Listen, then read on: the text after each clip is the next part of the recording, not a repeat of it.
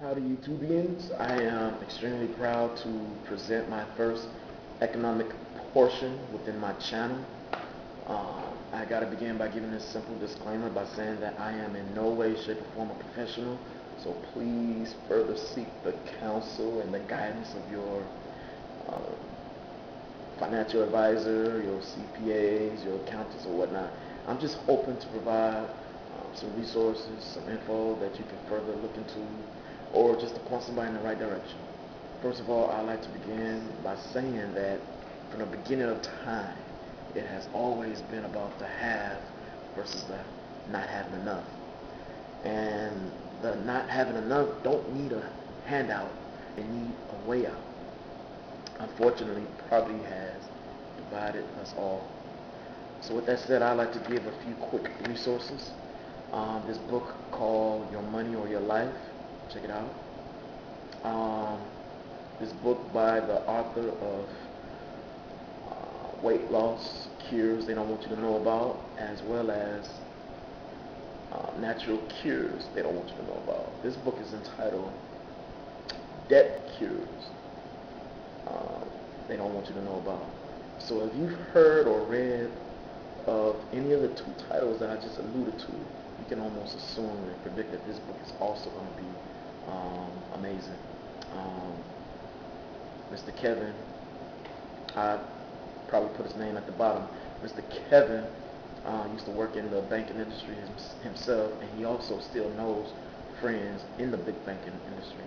Um, this website called SaveThePig.org, and this gentleman named Dave Ramsey, you can check him out on DaveRamsey.com. You can check him out on the Fox Business Channel. Check out your local listings for that.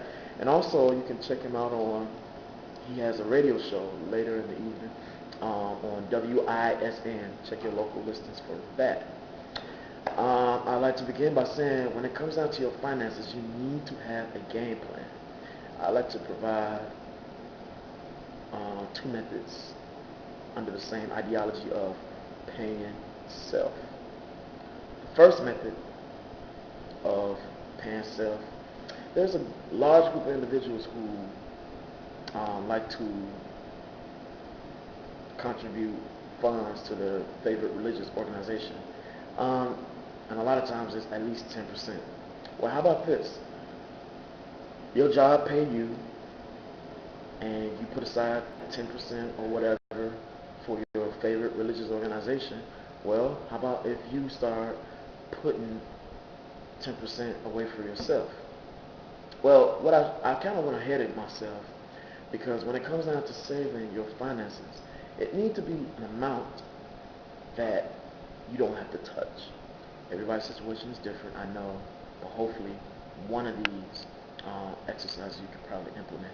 The second method under the umbrella of paying yourself is something I like to call saving the minority. People get paid once a week, every other week, twice a month, once a month, whatever. Saving the minority means that if you get a check for 350, save the 50. If you get a check for 288, save the 88. If you get a check for 850, save the 50. So on and so forth. Um, Again, it's money. Um, After evaluating your situation, you should know what you can and can't touch. I know things happen. A lot of people call it saving for a rainy day, but I like to throw something at you. There is an old school of thought that says that we should all have at least 1 year of our bills in savings. How's that for food for thought? And it's a sad commentary that a lot of us Americans don't have it like that.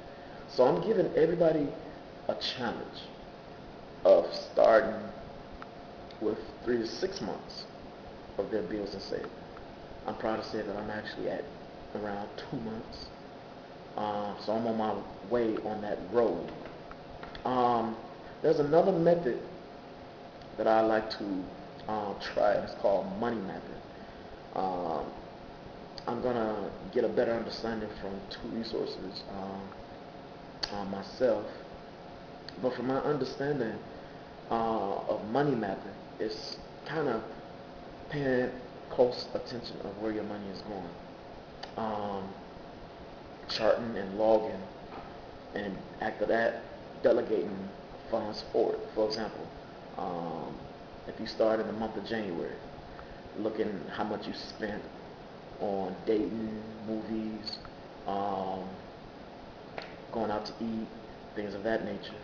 You map that out and see how much you spent doing that. Then compare it to the next month and the month after that.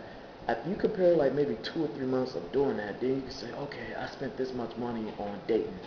I spent this much money on going out. And then you can see what you can cut out or if you need to delegate a certain amount for that. Now I kind of like to go into bank accounts. Some people don't have bank accounts, whether it be because they don't trust banks or they've messed over banks. Okay. Um, um, you could try getting a second chance bank account, and what that includes is um, bank accounts actually giving you a second chance. Um, Credit unions are good because their interest rates are normally higher and their checking fees are lower. So check some of those things out. I gotta cut this short. So blessed peace. I hope I've helped.